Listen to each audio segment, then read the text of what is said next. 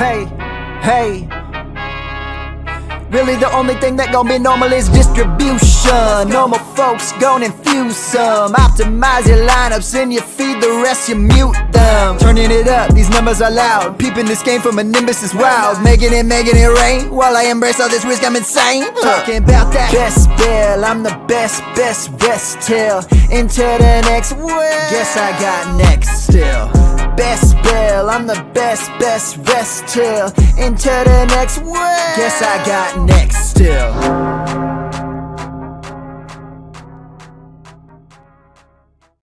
And welcome to week number 3. I'm Bradley Stalder. You can follow me on Twitter at FFStalder. Tonight, we're going to jump into some weekly waiver wire must-adds. I've got at least 10 for you. And if you stick around, maybe I'll give you a bonus one as well. I'm really excited to get into the waiver wire. I know that it's been heart-wrenching, though, because we know who the backup is and who the number one priority ad for week number 3 is, and that is Jerome Ford. We'll get into Jerome Ford and all of that, but I just want to say that it was heart-wrenching to see Nick Chubb go down. He's the face of the franchise for the Cleveland Browns, and the Browns, they probably could have won the game with Chubb in there.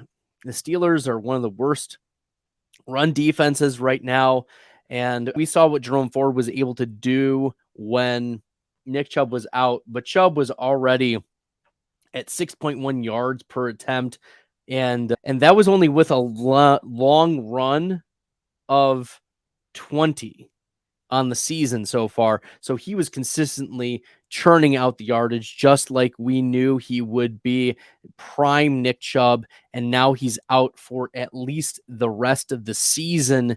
It's a really devastating injury for Chubb because this was the same knee that he had reconstructed back in 2015 when he was running back at Georgia. He got the knee reconstructed.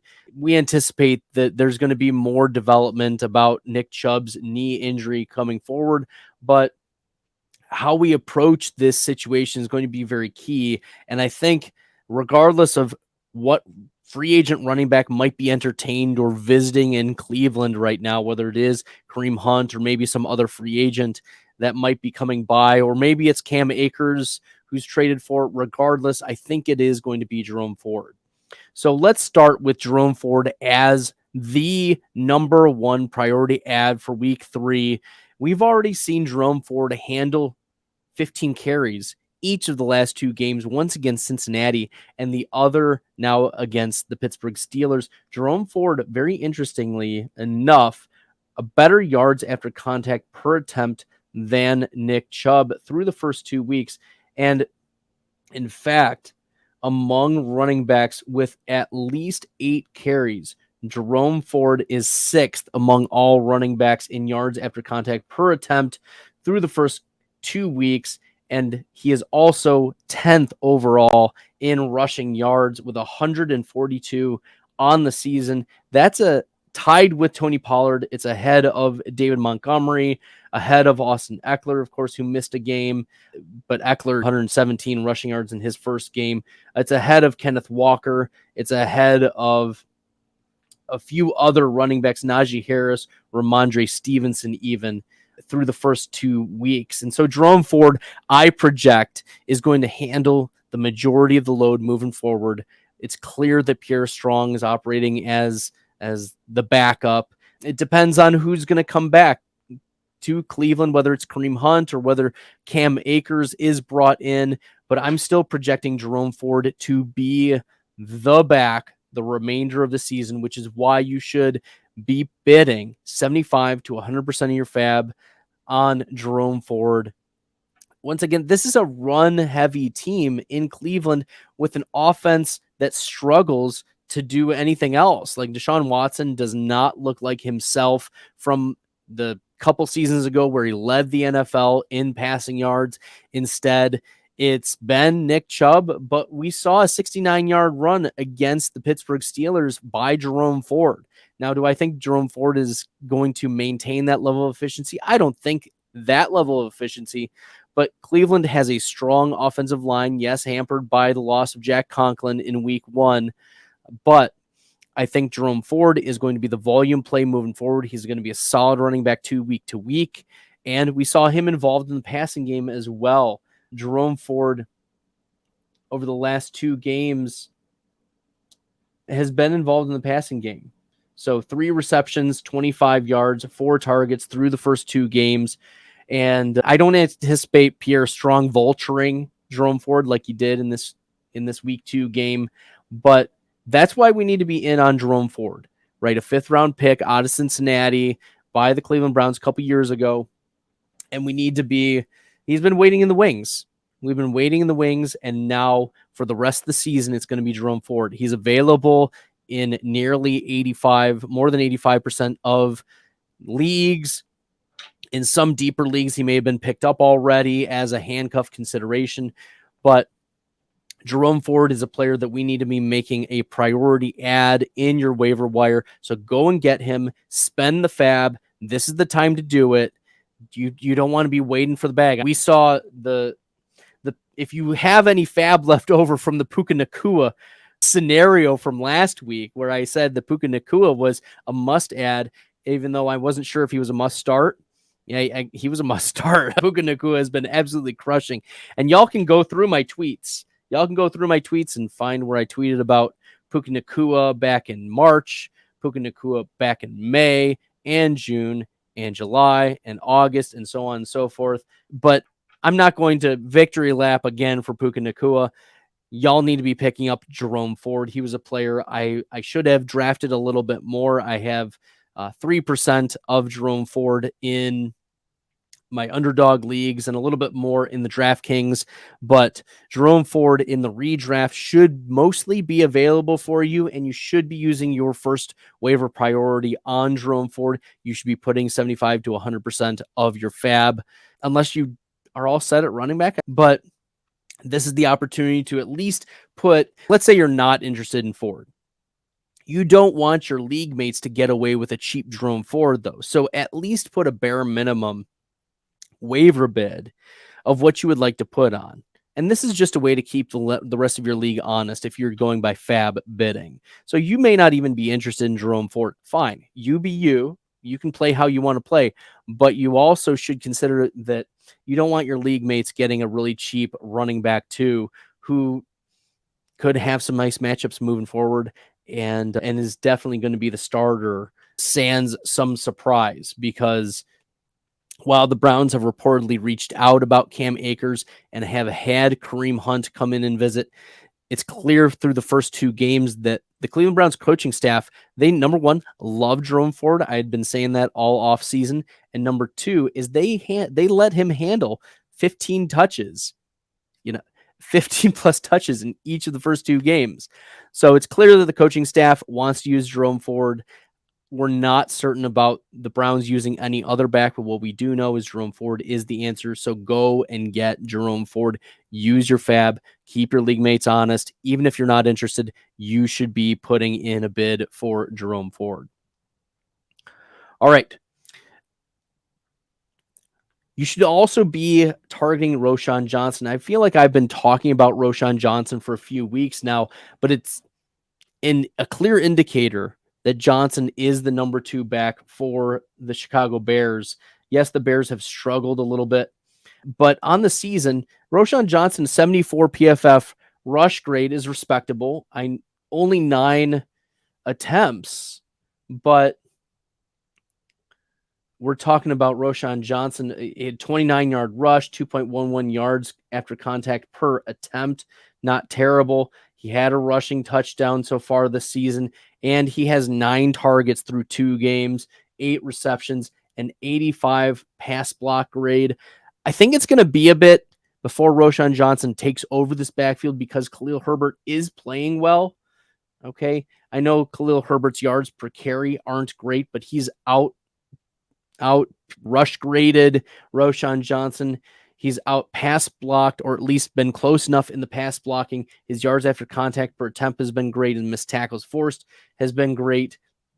And especially in week 2 against Tampa Bay, 7 for 35 on the ground is not going to be the volume that we want for Khalil Herbert, but I think that the Bears are going to have to relook at their offense and say, what has been working? Well, Khalil Herbert has been an effective player for us, and in week 2, 4.14 yards after contact per attempt, 5 missed tackles on 7 attempts. That's an awesome ratio. And we knew Khalil Herbert was an efficiency running back with some interesting metrics, some interesting burst and agility scores in his profile. But Roschon Johnson is a player that if the Chicago Bears are involving running backs in the passing game, it's clearly not Khalil Herbert as much as Roschon Johnson, 9 targets versus 6 targets so far this season. So I think it's going to be a little bit, but this is the patience play. You want Roschon Johnson on your team before anyone else gets him on their team. Roschon has already bumped Donta Foreman to being inactive, and it didn't lead to Khalil Herbert having a ton more carries. So Roschon, I think, is the pickup here. Khalil Herbert is probably rostered in most of your leagues, but this is why we want Roschon. And if Khalil Herbert goes down, it's clear that Roschon is capable of handling a workload, both of what we've seen here so far in the passing game and in the rushing game, but also what we saw at Texas playing behind and alongside Bijan Robinson. So Roschon Johnson is a player that, yeah, he's probably rostered in a third of your leagues, but once again, a player that we shouldn't be ignoring, even after maybe a disappointing week 2, where we thought, oh, if Donta Foreman is going to be the guy, or if he's going to be out, then Roschon's the guy.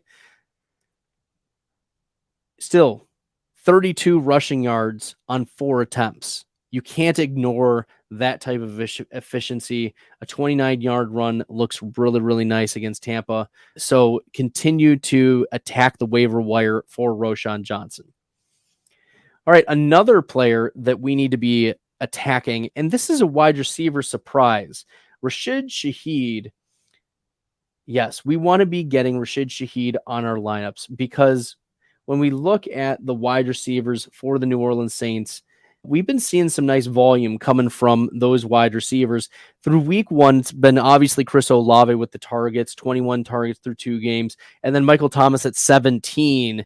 But then third is Rashid Shaheed. And Shaheed, he's playing about 2/3 of what Chris Olave and Michael Thomas are, but he's playing out wide 63% of the time. Michael Thomas is playing 72%, so it's mostly Thomas and Shaheed playing outside, and the yards per reception is just massive for Rashid Shaheed. Nearly 17 yards per reception, 152 yards through the first 2 games. So we're talking about a boom bust type of player, but already 152 yards, 1 touchdown, 9 receptions, 10 targets. So we're talking 5 targets per game, 4 to 5 receptions per game, and possibility of a touchdown with the depth of target. He's got the speed.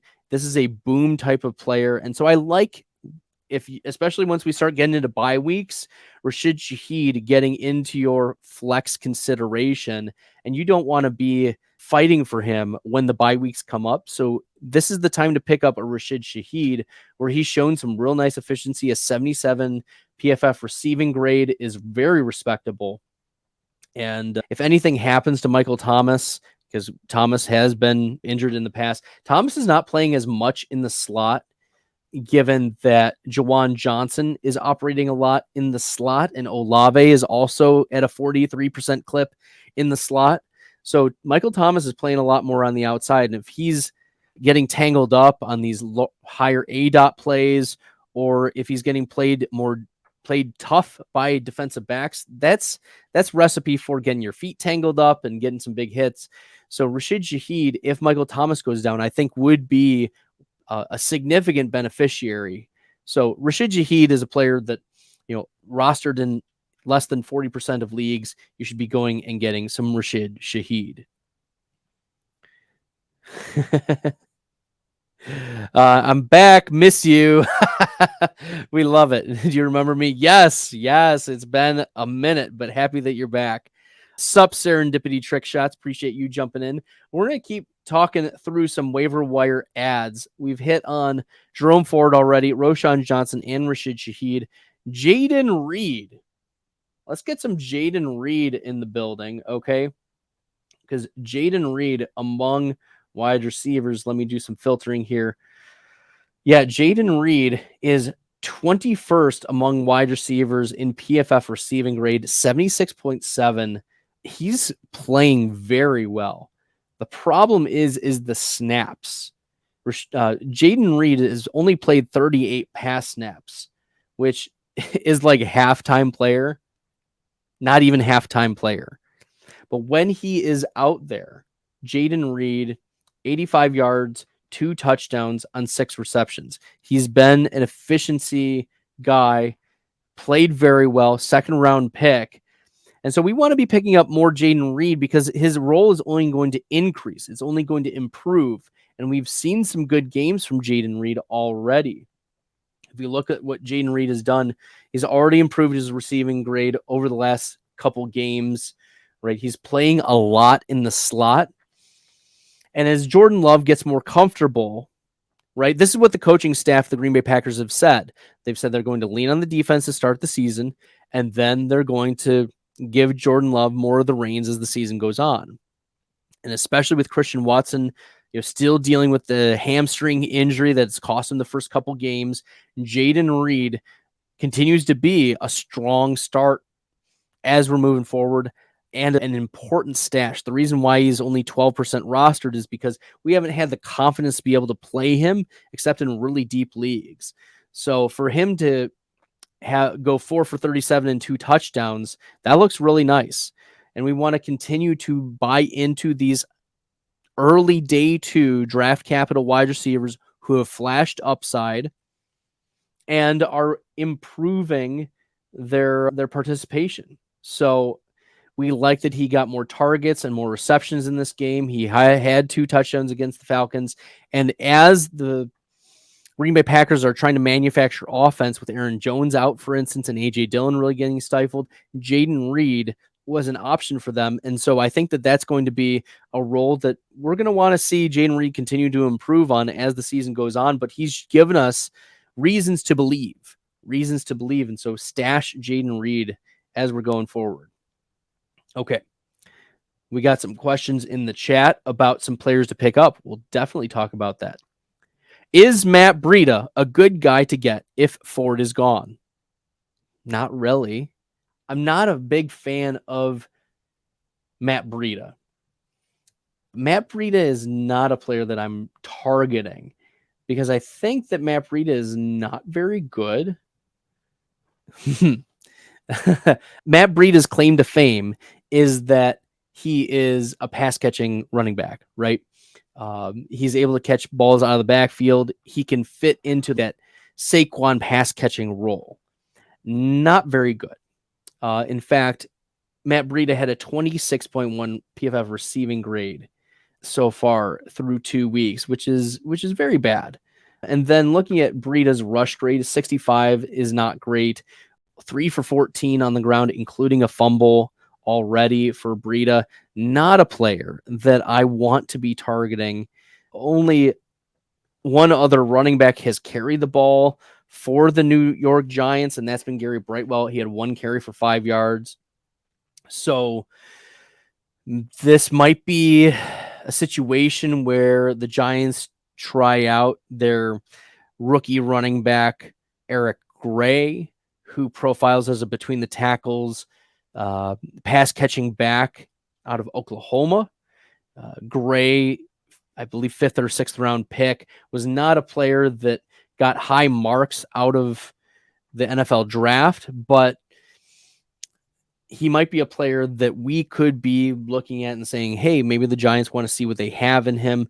It's clear that Matt Breida, who's, now nearly 29 years old, is not a factor, right? Last year for the Giants, 61 attempts, 250 yards. He had 2 touchdowns.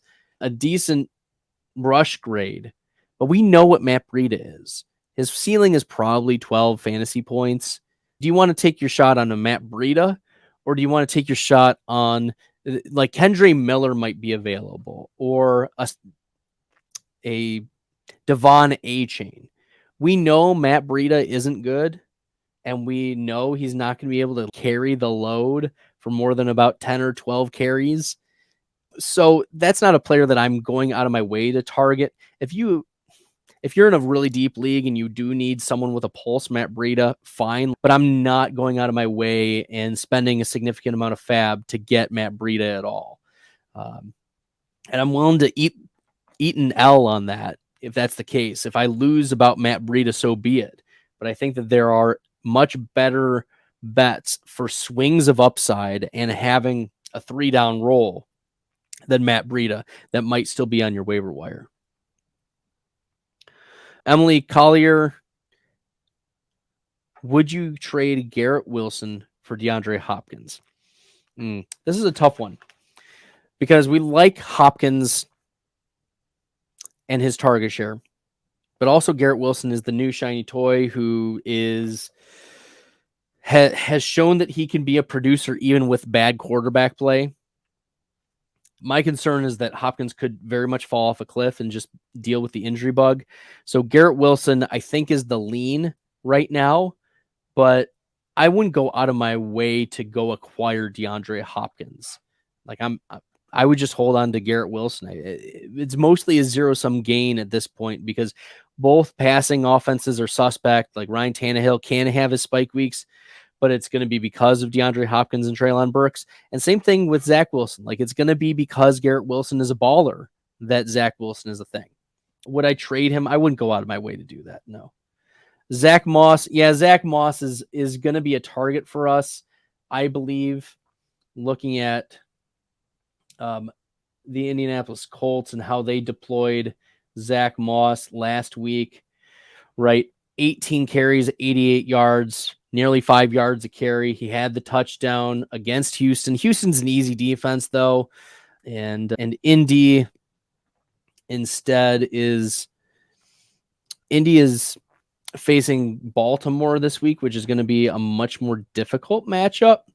So I would not start Zach Moss with confidence, but it's clear that the Colts want to give him volume. So it may be a volume play. So if you're desperate for running back 2, I think Zach Moss significantly over Matt Breida, like tiers ahead of Matt Breida.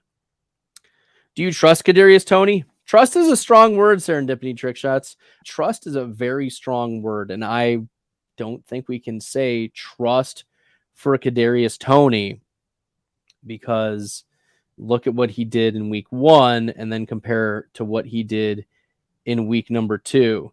Kadarius Toney in week 1, 1 reception for a yard. In week 2, 5 for 35. Much better receiving grade for Kadarius Toney in week number 2. He played a lot more in the slot, so a lot closer. He played 4 more pass snaps. So it's clear that Kadarius Toney is getting more integrated. He certainly has amazing upside, and that's why he was being drafted in like the 6th or 7th round in some fantasy drafts this summer. But once he got injured, he dropped to the 10th, 11th, 12th round, etc. of some fantasy drafts. And so, no, I don't think trust is a strong word. And we're going to need to see him play more than 50% of snaps. Like we want to see him get into the 30 plus snap range. He's playing fewer snaps than Jaden Reed right now. And while his upside is massive because of his joystick body ability and his elite athleticism, his body could just snap in half like that and we're done. Or I don't know, he could get dramatic, whatever. So trust is a strong word, but the upside exists. Make no mistake about it. Kadarius Toney has some of the highest ceiling potential of any wide receiver in the NFL. However, we've also seen that the floor is like depths of the ocean low. So if there is a player with a wider range of outcomes, it's Kadarius Toney because of his ceiling and floor combination. All right, we've got some more questions in the chat. I'm going to answer a couple more, and then we'll get into more of the waiver portion of the segment. Keep putting the questions in, though. It's really great. I appreciate all of you. If you're new and you haven't subscribed to the channel, hit the red subscribe button. Appreciate all you doing that. Mark Folkman, a regular on the pod. Appreciate you, Mark. Have a good problem. Decent crew of wide receivers, but not sure who to start outside of Amon-Ra, right? We have Puka Nacua, Mike Williams, Zay Flowers, Chris Godwin, or Christian Kirk.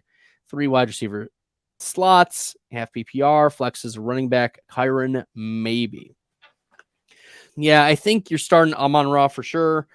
Puka Nacua, you're also starting given what he's doing. You cannot not start Puka now. He's led all wide receivers in targets through the first 2 weeks. You got to start Puka Nacua. This is a player that I've been touting since March. Okay, you can go back to my tweets. March 22nd of 2023 is when I first started tweeting about Puka Nacua. And then again in May when I said that I wouldn't be surprised if by the time May of 2024 rolls around, he has overtaken Van Jefferson as the wide receiver 2 at that time. And so Puka Nacua already ahead of my projection. Mike Williams and Zay Flowers, Chris Godwin. Zay Flowers, I think, is your other start here because the Baltimore Ravens face off against the Indianapolis Colts. And the Colts have given up the 3rd most fantasy points to wide receiver tight end combos combined over the first 2 weeks. And we want it. This is a bounce back game. This is a get right game for the Baltimore Ravens in Baltimore at home. So we want Zay Flowers. This is a player who's averaged over a 24% target share through the first 2 games. Yeah, wide receivers are going to crush, and Zay Flowers gets those touches manufactured for him. Give me Flowers, Puka, and Amon-Ra St. Brown. I like Godwin. I like Mike Williams. I don't mind those players at all, but I think we're going to give the lean to Flowers, Puka, and Amon-Ra. Same thing with Christian Kirk. Kirk had a bounce back week, but we're not going to get too crazy here. All right, last question, and then we'll get into the waiver portion. Actually, this ties in perfectly to the next waiver portion. Josh Reynolds or Tank Dell. And this allows us to talk about Tank Dell, who is available in 95.6% of leagues. Tank Dell is the truth, okay? I've drafted a little bit of Tank Dell. If we look at what Tank Dell was able to do, 71 PFF grade. He's playing nearly all the snaps. It's Nico Collins, Tank Dell, and Robert Woods who are playing all of the wide receiver snaps. It's beautiful. And Tank Dell, 14 targets, 10 receptions, and a touchdown, 106 yards through the first 2 games. You'll take 5 for 50 and maybe half a touchdown on average from what we expected to be a bad offense. And this is also a team that ate up against the Indianapolis Colts. So Tank Dell is a player that we want to be buying into. Again, a day 2 pick who has shown signs of life, just like Jaden Reed. As I mentioned before, Jaden Reed, Tank Dell, these are players that we want to be buying into given their role and their efficiency already that we've been seeing on their respective teams. But Tank Dell, interestingly enough, is playing 71% of his snaps out wide, and he is 5'8", 165. He's winning on the outside. 71 PFF grade, despite being 5'8", 165, running a 4.49. But he's not fast, he's not big, and he's still winning. That is an indication. That's also why you need to believe in if a player has succeeded like this, who does not have the measurables, who does not have the speed, who does not have the size, and he's still winning, those are the types of players that you want to bet on because they are finding other ways to win. Okay, they're winning their routes. They're reading the defenses better. They're getting open for their quarterback. They're gaining the trust of their quarterback, and they're earning targets. Right? Talented players, especially wide receivers, earn targets, and you can't ignore that Tank Dell is coming off a 10-target game, 7 receptions, and a touchdown. He played 47 pass snaps and played 68% out wide. So this is a player that we need to be rostering as he continues to improve and get better.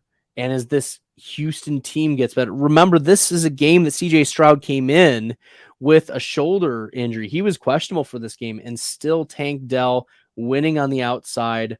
This is impressive. We need to be impressed by what Tank Dell. So especially in your 12, 16 team leagues, Tank Dell is maybe a flex consideration week to week, and he's probably available in your leagues. Okay, cool. We will keep going here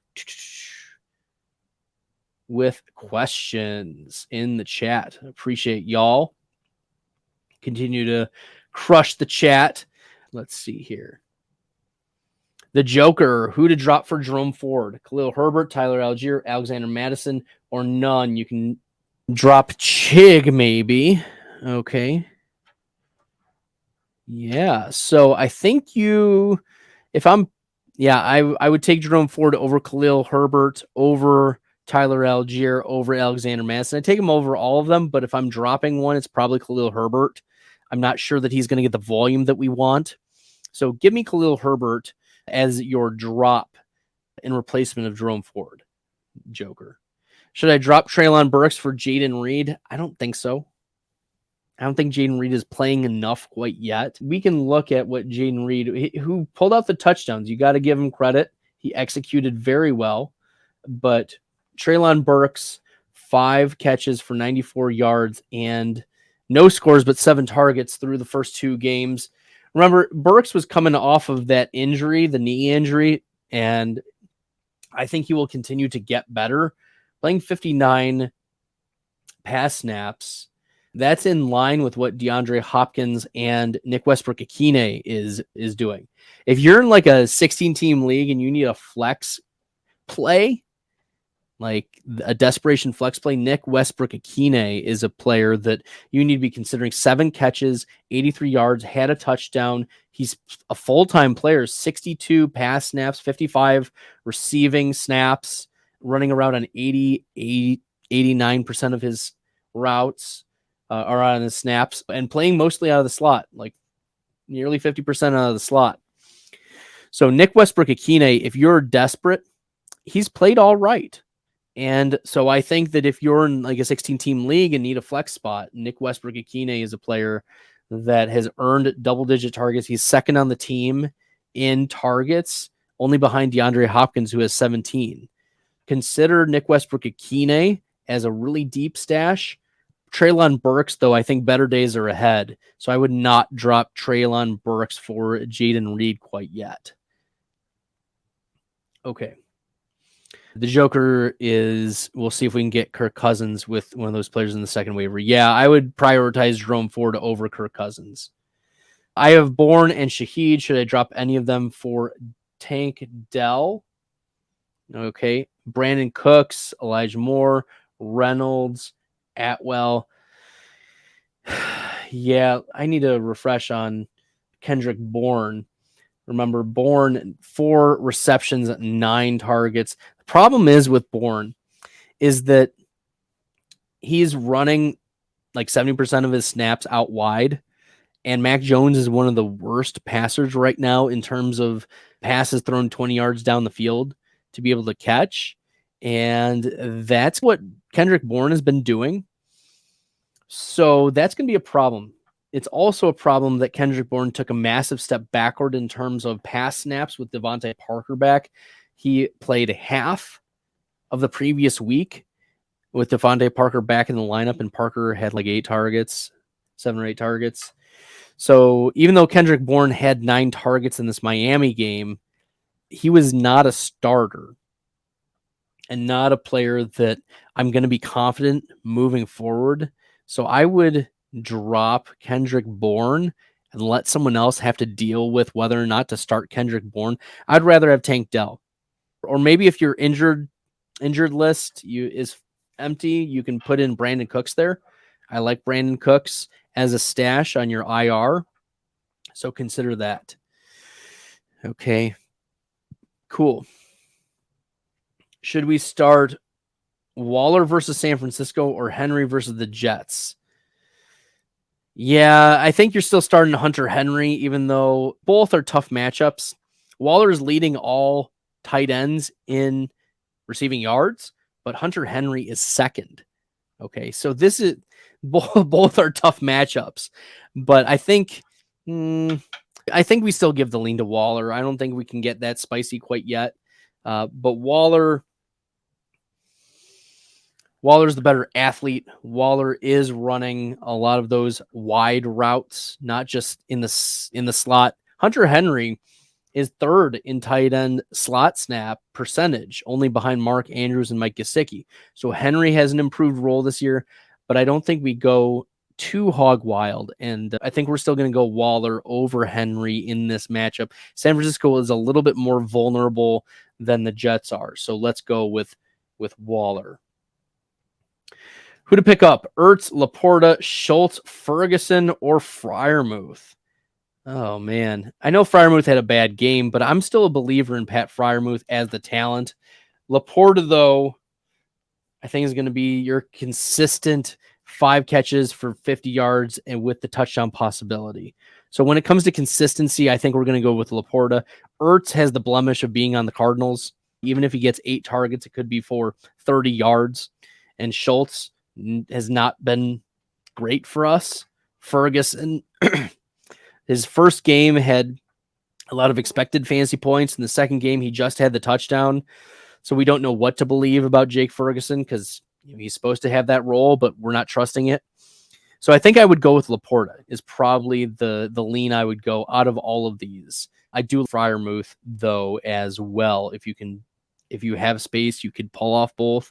I think Freiermuth is interesting. I was surprised, in fact, that Freiermuth only got targeted once or twice in the Cleveland game, only had 1 reception for 4 yards. Didn't do very much against Cleveland. I think better days are ahead for Pat Freiermuth, especially given that Deontay Johnson is now on the IR. So Pat Freiermuth is a longer-term target, but Laporta, I think, is your start week to week. Should I trade Jahmyr Gibbs for Josh Jacobs? This is a tough one.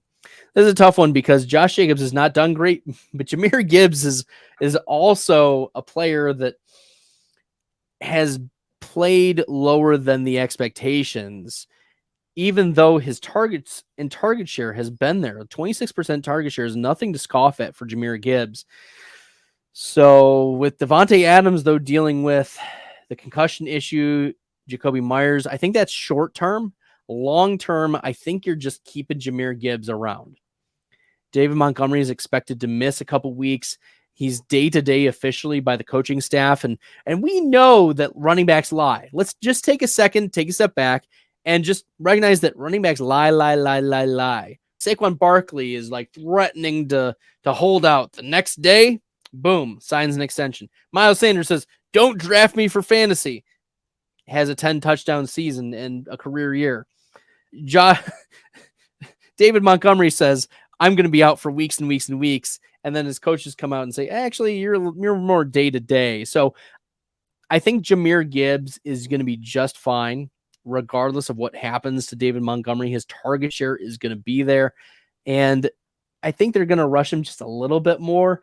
I do believe that the Detroit Lions coaching staff is going to play it conservative. We have seen in the past the Lions play their players that they care about conservatively.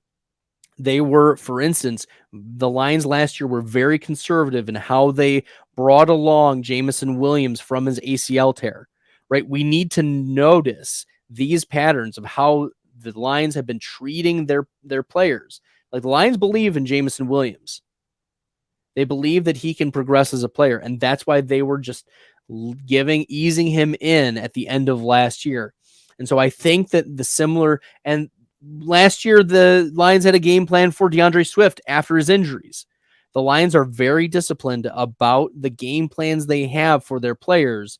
And so I think for Jahmyr Gibbs, if Dan Campbell says, "Yeah, we're going to start giving him just a little bit more," it's not going to be an avalanche. I doubt it will be an avalanche for Jahmyr Gibbs. It's going to be more of a slow burn, but that's okay.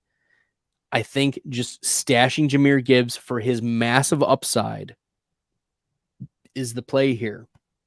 And I don't think we should be tantalized by what could be a very bad Raiders team, especially if Devontae Adams and Jacoby Myers are out. The Raiders are going to be leaning on Hunter Renfrow and Trey Tucker, right? That's not going to be the formula for success with Jimmy Garoppolo. Even if Josh Jacobs gets 30 touches in a game, then teams are just going to be all over Jacobs. It's not going to be worth it. So I think you hold on to Jahmyr Gibbs here. Gooner Boy, running backs are David Montgomery, Zach Moss, Roshan, and Warren. Do I burn all my fab on Jerome Ford? Do I add Kendry Miller, Tank Bigsby over Elijah Moore with my running back room? Yeah, so this is a good question. David Montgomery is going to be out for a few weeks. We anticipate maybe, possibly. This is a situation we're monitoring, which is why we're going to add Jerome Ford here. We are going to burn some fab.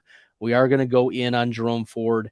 Like anyone who's telling you different, let's just think about this for a second. Anyone who's telling you to not burn fab on Jerome Ford, did they watch the games? Have they seen what Cleveland's done in the last couple of games? Have they seen what Cleveland's done as an organization and not bring back Kareem Hunt, not gone out and addressed free agency with Leonard Fournette? They weren't active with Dalvin Cook. They've reached out finally to see what kind of value they can get on Cam Akers, but there's not been a sign or vote of confidence outside of Jerome Ford. So let's go in on Jerome Ford. Let's put the confidence in Jerome Ford like the Cleveland Browns have put confidence in Jerome Ford.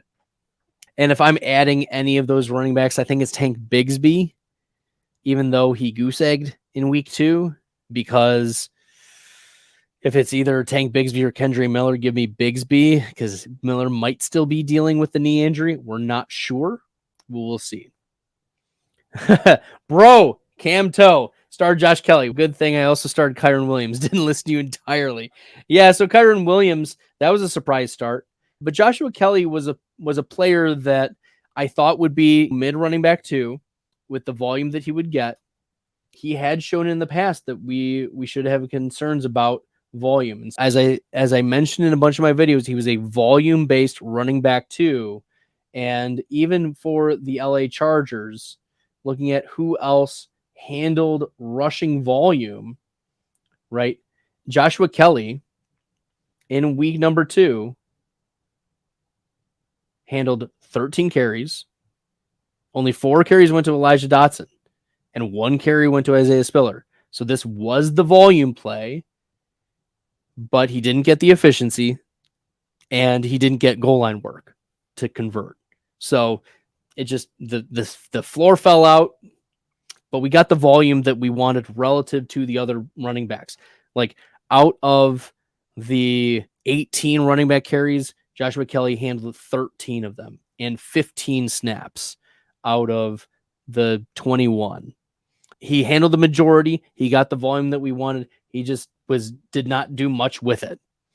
So it's unfortunate, but Kyron Williams was a player that for the last year I'd been pounding the table for. So at least I've hit 1 out of 2, batting 500. I'll take that. Thanks, Camto. Can't win them all, but we do want to be following this process of if they're running back 2s with volume, they always have a chance to fall in the end zone. And if Joshua Kelly does fall in the end zone, we're talking about a 10, 15 point game here. But as I mentioned, it was going to be a bigger game for the wide receivers, Keenan Allen, Mike Williams, etc. And that was the case in particular for the wide receivers. Okay.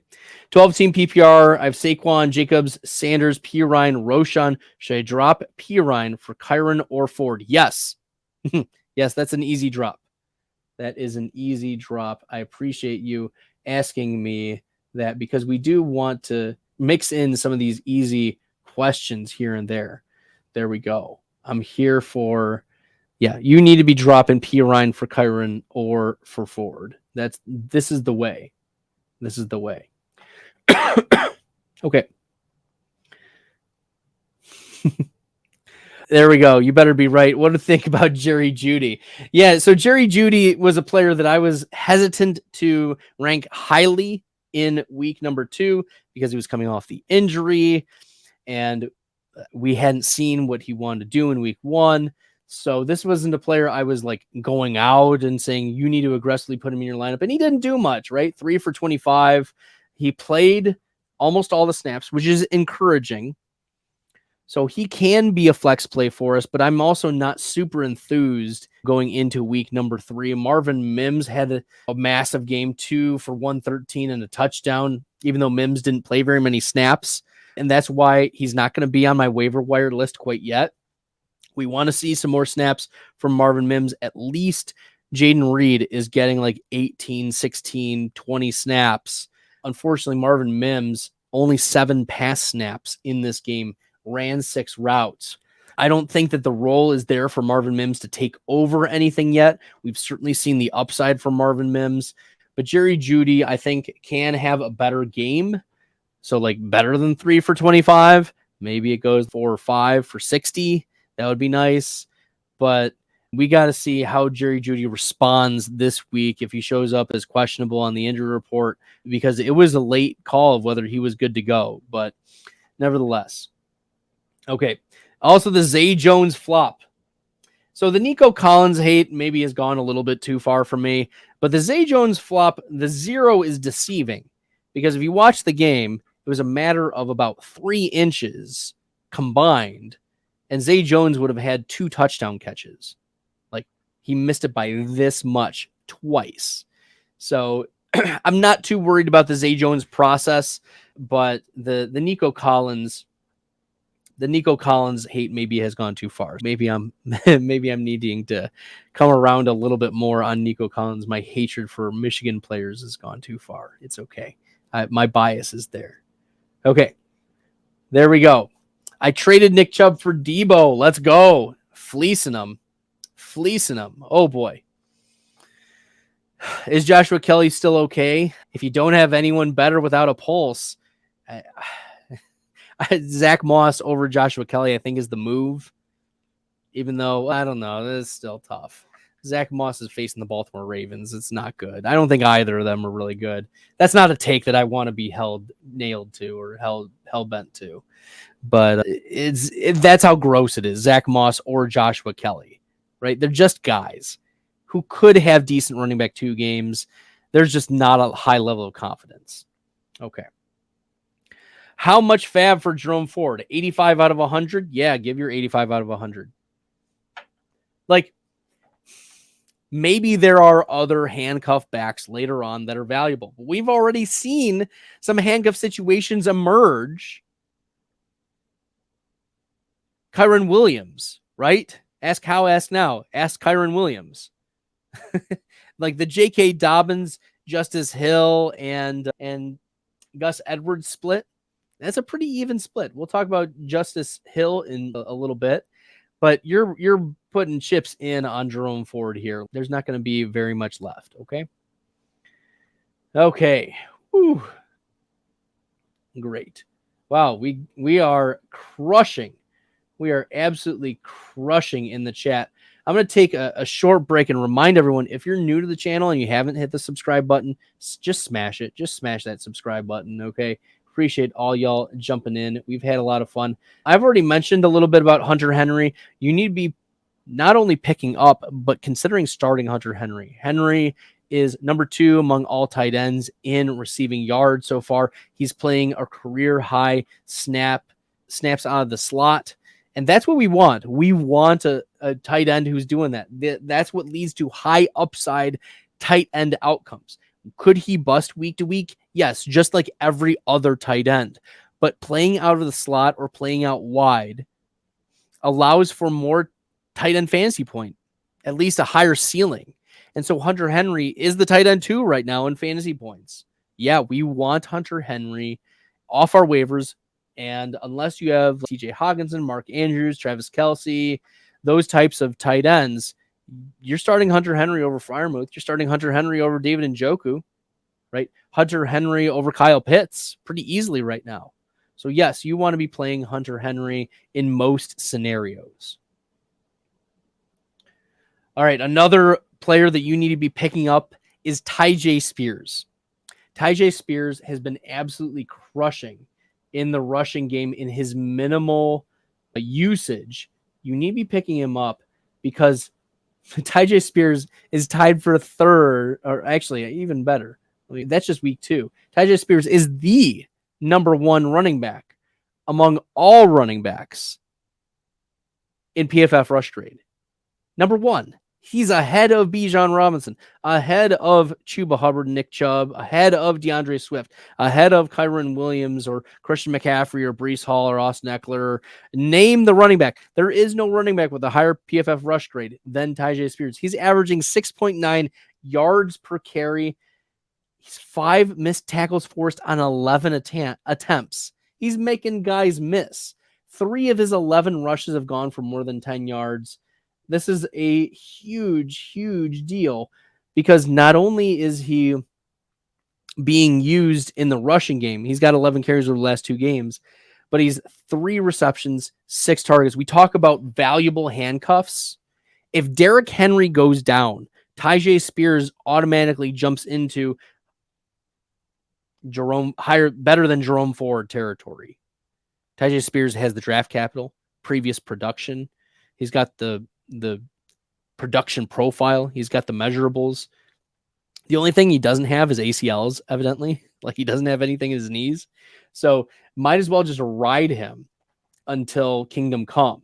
That's the deal with Tyjae Spears. Oh, and his pass blocking grade 86.5. That is 3rd best, only behind James Conner and Ramondre Stevenson. So Tyjae Spears has earned a role, and we really haven't seen any running back earn a significant role behind Derrick Henry. Tyjae Spears has earned his way into some playing time, not to overtake Henry, but Henry, we know, is a 30-year-old running back with 5 screws in his foot.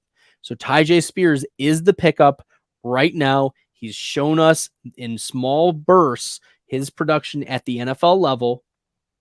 The coaching staff is trusting him, and he's been absolutely crushing in his small sample size, right?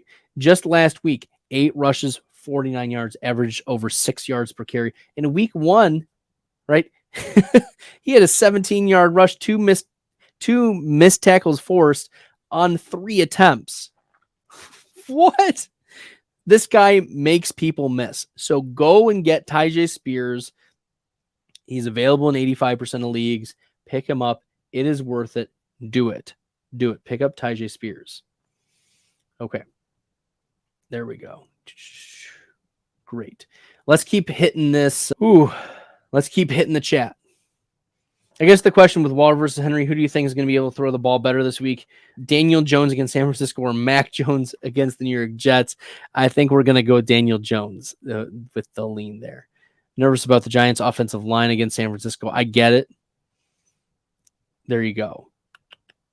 Yeah. Give me Darren Waller slightly. Yeah. And I guess you could say about the Pats O-line against Williams and New York Jets for sure. For sure. Is Tank Dell worth the waiver pickup? Yup, I think so. Yeah, I think he might also be overlooked by a lot of your casual friends. RGQ. That's the risk you want to play. Sometimes those players just sneak through, which is awesome. I've been in those home leagues where, wow, I've been surprised that some people are picking up real deep options, but other times they miss the obvious ones. And Tank Dell is a player that might sneak through, but he might not. So it depends on your level of confidence and your experience with your casual league mates here. Henry or Waller starting this week. I think we're going to go with Darren Waller. Okay. I picked up Hunter Henry last week in the waiver, and now I'm trading away for Jonathan Taylor. Nice. There we go. It's Steph Honey. Solid. Yes, there we go. I wonder what to do with Dameon Pierce. Currently thinking of dropping him for Jerome Ford. I think that's fair. Even if Kareem Hunt comes back, I think Jerome Ford is the guy. And it's going to be hard for other people to tell us differently because Kareem Hunt was terrible last year. No team picked him up in the offseason. No team even brought him in to do anything other than work out with the Saints and work out with the Colts. Oh, he's done some workouts. No team signed him to a practice squad. Is he in football shape? We don't know. Pick up Jerome Ford. just pick up Jerome Ford, and you'll probably start him over Dameon Pierce. Yeah, Zay Jones got hurt too. I agree. Yeah, dropped him, then ended up picking him back up. Nico balled out. Nico balled out for sure. Smokehat, solid. Cam 2, start him, sit him, Joshua Kelly, Josh Jacobs, Gus Edwards, Roshan, and Kyron. I think we're going Josh Jacobs and Kyron Williams. Those are my two leans for this week. There's not really a reason to move Roshan up into the starting area. It's clear that Khalil Herbert is still getting the majority of touches.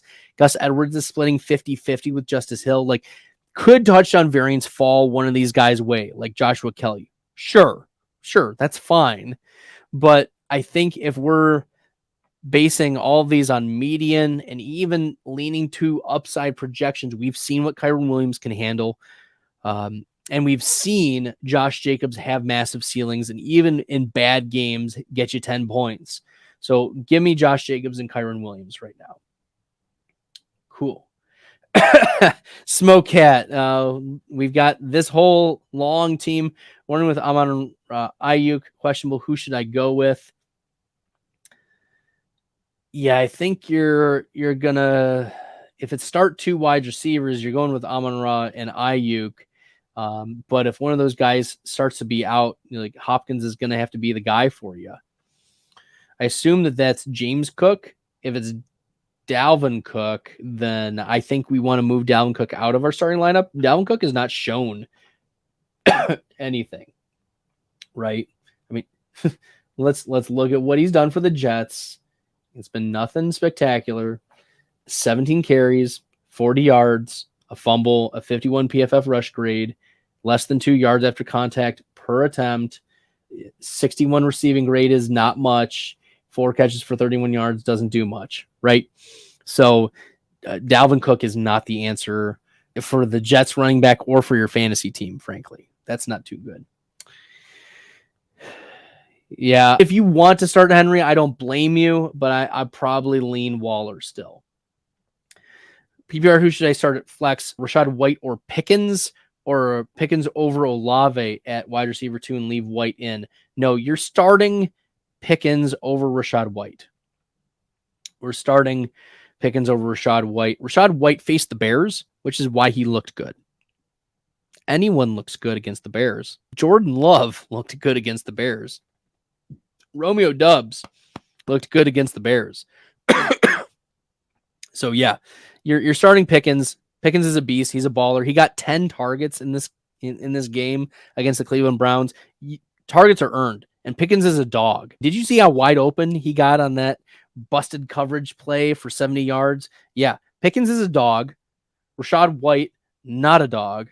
He just beats up the Bears like anyone else. Baker Mayfield beat up the Bears, right? I mean, come on. Mike Evans went for a career day. So no, we're not starting Pickens over Olave, but we are having our lineup set with Olave and Pickens. Olave has been just fine.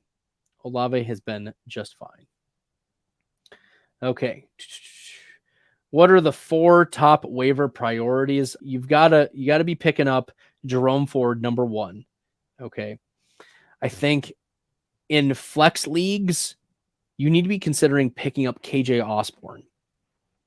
He's available in over 80% of leagues.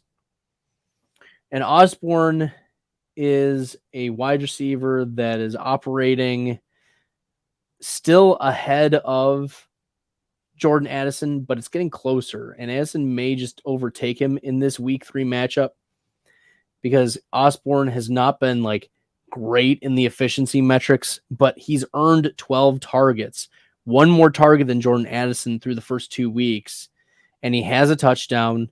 So Osborne, the reason why you're playing or considering picking up Osborne is not because he's necessarily very good, but it's because the Minnesota Vikings are passing at an historic rate. The Vikings are throwing on 78% of their plays, which is another reason why we're fading Alexander Mattison. If they're only running with Madison half of what the league is on average, the league is usually passing the ball at like 55 to 65% of the time, right? Somewhere in that range is usually the happy medium. But the Vikings are throwing 78% of the time, which means they're rushing 22% of the time. That's not going to get it done for Alexander Madison. It is the reason why we need to be throwing KJ Osborne into our deep league flex possibility, especially because this matchup in week 3 is against the LA Chargers. And the Chargers give up the most fantasy points to wide receivers. So you're starting Jordan Addison, obviously. You're starting Justin Jefferson. But KJ Osborne is a low-end wide receiver 3 flex consideration in a shootout potential game. So we like KJ Osborne in this matchup, not necessarily, as I said, because he is very good, but because this is a matchup. He's already getting the volume. He's averaged 6 targets per game. So give me some KJ Osborne in your deeper leagues. Consider picking him up. Tank Dell is a priority as well. Available in 95% of leagues. So be picking up Tank Dell. He's going to be trending upward. And then, of course, you want to be picking up Hunter Henry, who's available in more than half of leagues. So Hunter Henry, get him into most of your starting lineups. All right, cool. Mark Ertz or Knox, a better tight end waiver pickup than my current tight end Cole Kmet. I think you want to tie yourself to a good offense and the touchdown equity that comes with Dawson Knox. That's why you're going to lean Knox. Because even if Ertz gets 10 targets or 8 targets, it could be for 40 yards, 30 yards.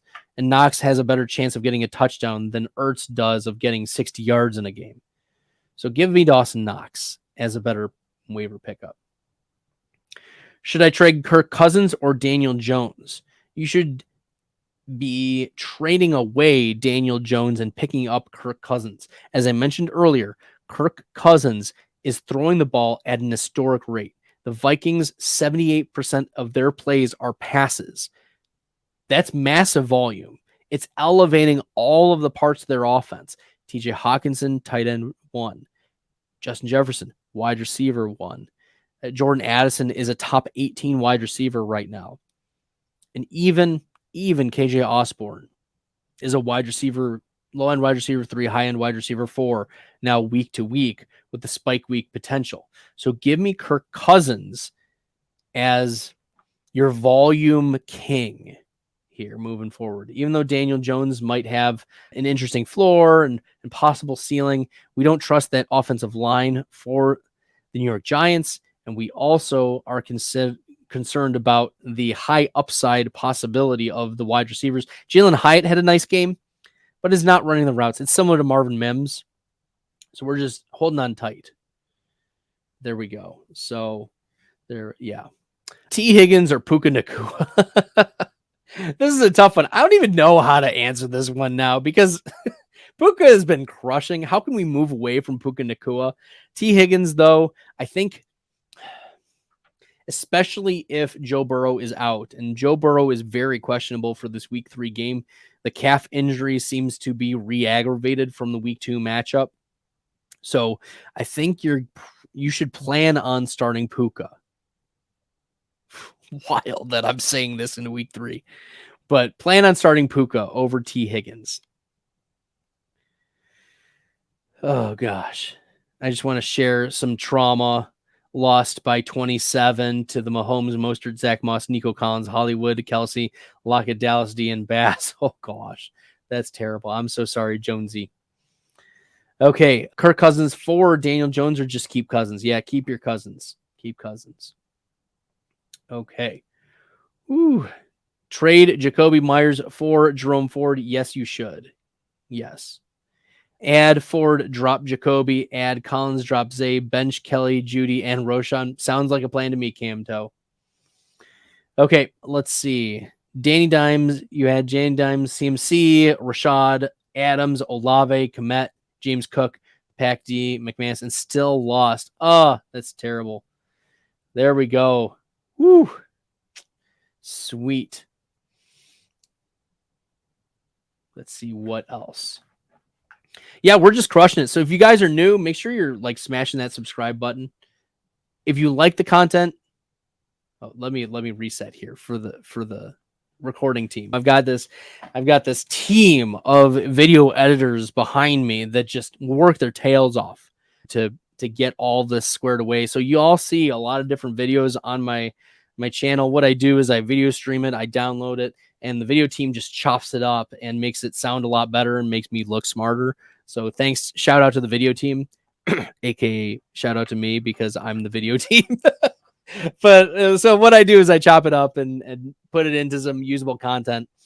But that's why I do some of these resets so I can just make it sound normal. So if you like the content, you find this helpful, make sure you guys are hitting that red subscribe button. Really helps the channel.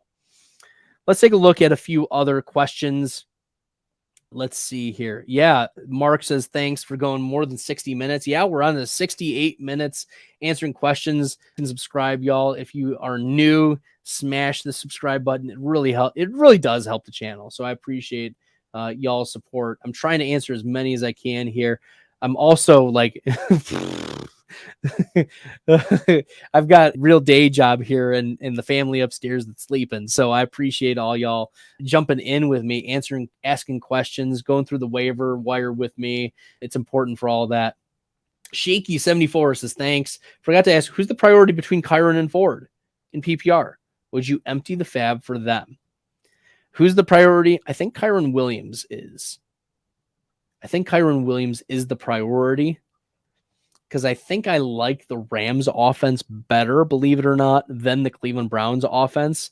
I think that the Browns will probably get into fewer shootouts than the Rams. So if I'm emptying my cartridge, I think the move is to empty it fully on Kyron Williams, not Jerome Ford. And I could be wrong. Like this is, but I like Kyron Williams more. I liked him as a prospect more. And maybe this is my Notre Dame glasses. Because for those who don't know, I graduated from Notre Dame. And so the Notre Dame rose-colored glasses for Kyron Williams is very much there. I'm not going to lie about my biases or try to hide them from you. But I like Kyron Williams, and I like what the Rams have done on offense. They played awesome against the Seahawks. And then they were very competitive for most of the game against the San Francisco 49ers, at least from an offensive perspective. So let's get Kyron Williams in. And like from a philosophical perspective as well, when you are unloading your cartridge of fab, you're not going to split this 50-50 because the probability that someone bids less than 50, like the highest bid is less than 50 for either of them, is very low. And you're more likely to get neither of them if you go 50-50 than you are to just chips in, put in all your fab and just let the waiver wire priority deal with that if someone matches your bid, right? So might as well just put in a fab bid of max for both of them and prioritize Kyron over Ford. So if you miss out, you still get one of those guys most likely. That's how I would try to attack that. Do I drop Aaron Jones? Probably not. Probably not. I would do my best to keep Aaron Jones on your roster. Garrett Wilson, Gabe Davis, a good trade for Ramondre and Christian Watson. I like the Ramondre and Christian Watson side more for the long term.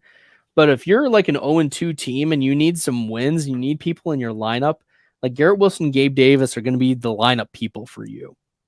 I don't know when Christian Watson's going to be back. Maybe it's this week. Maybe it's longer. We just don't know. At least I think the reassuring thing for me is that we knew on like Thursday or Friday that Christian Watson was going to be out. We knew that because the Packers declared him out.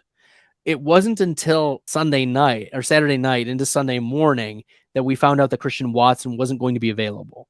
So the timeline by which the Packers are ruling him out was more improved as we went on, as we went week 1 to week 2. So I think that's a reason for optimism. I think longer term, I like the Ramondre Christian Watson side. But if you're 0-2 and you want to get back into it, I think Garrett Wilson, Gabe Davis is the move. I was also very high in Gabe Davis this past week. That worked out pretty well. Gabe Davis getting the touchdown against the Raiders, a bounce back game after I told y'all to sit Gabe Davis against the Jets. That was a pretty easy call, but sometimes you want to trust that Gabe Davis is going to do good things, and he's not going to do it against the Jets. So there you go. Y'all are crushing my chat after I thought I would be ending the stream here soon, but let's keep her rolling. Baby Santa, what's up? Are you trading James Cook and Godwin for Ridley? I would not. James Cook is an RB1. Yeah, no. No, I'd still no. Saquon, Pollard, James Conner, Kyron. No, I'd still hold on to James Cook. I would try not to give up Godwin. I'd go straight up James Cook for Ridley. James Cook is an RB1.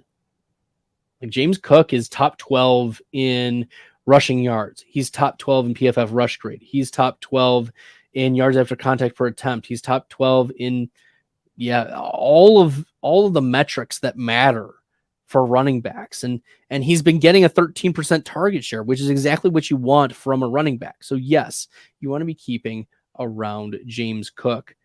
And tied to a great offense, yeah, give me that, especially since Saquon's going to be out for you for a little bit. Keep James Cook around. And Godwin is a downgrade from Calvin Ridley, but not as significant as is worth it to trade away James Cook. Brendan says, should I trade away Stephon Diggs for Pollard? Should I trade away Stephon Diggs for Pollard? I have bad running backs because of Chug getting hurt. Diggs, Ayuk, Mike Evans. Yeah, I'm fine with that. I'm okay with you going after Pollard. Yes. Trade Stephon Diggs for Pollard. I'm okay with that. Or Diggs for Ford and Olave. If you can get Ford and Olave for Diggs, yeah, do that too. That's fine for me. Ertz, I only have Komet because he's just the seventh favorite target, but Ertz against Dallas scares me. Can I pick neither, please? Oh, Jonesy, that's disgusting. Sorry.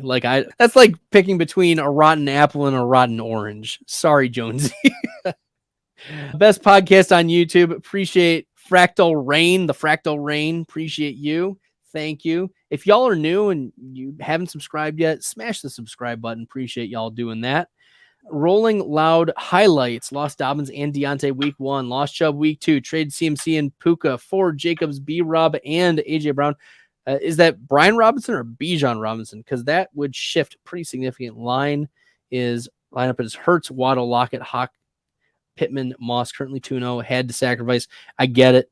I think if it's Bijan, it's totally worth it. If it's Brian Robinson, I get it. You need some more action. I'm okay with that trade, and you got to continue to win, especially with Dobbins gone for the season, Deontay out for 4 weeks. I get it. Okay. Wow. Whew. Here we go. The business circuit, 8-man full PPR. So this is going to be stacked teams. 0-2. Yikes. Yeah. Wow. Yikes. Najee Harris, Christian Kirk, Deontay Johnson. Yikes. Yeah. I think you need to upgrade your wide receivers. I'm looking at this.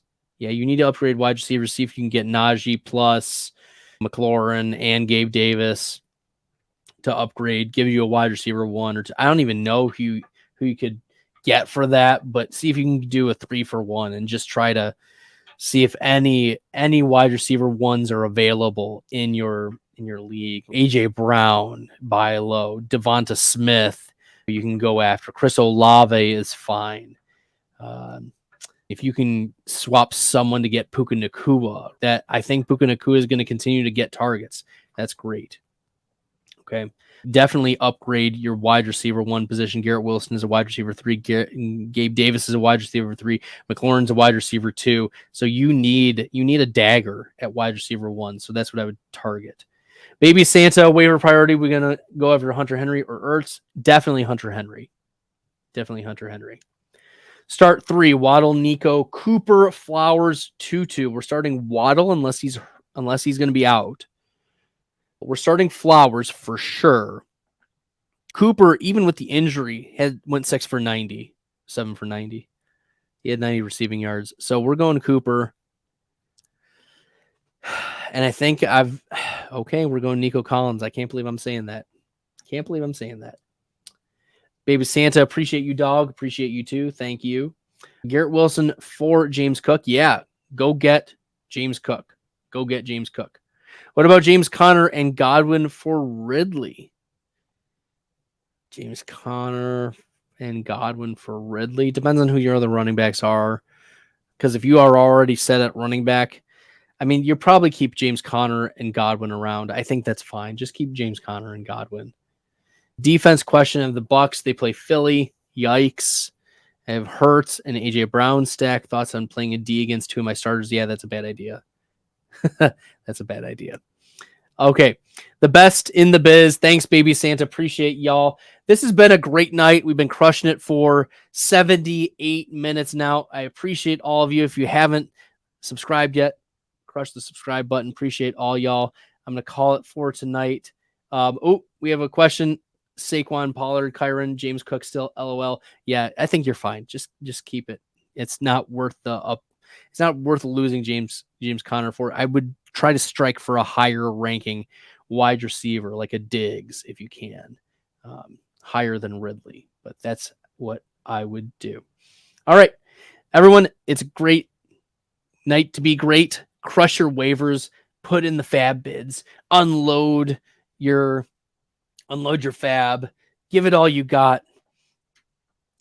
And until next time, good luck in the fantasy football streets, everyone. I embrace all this risk, I'm insane. Talking about that best bell, I'm the best till into the next world. Guess I got next still. Best bell, I'm the best till into the next world. Guess I got next still.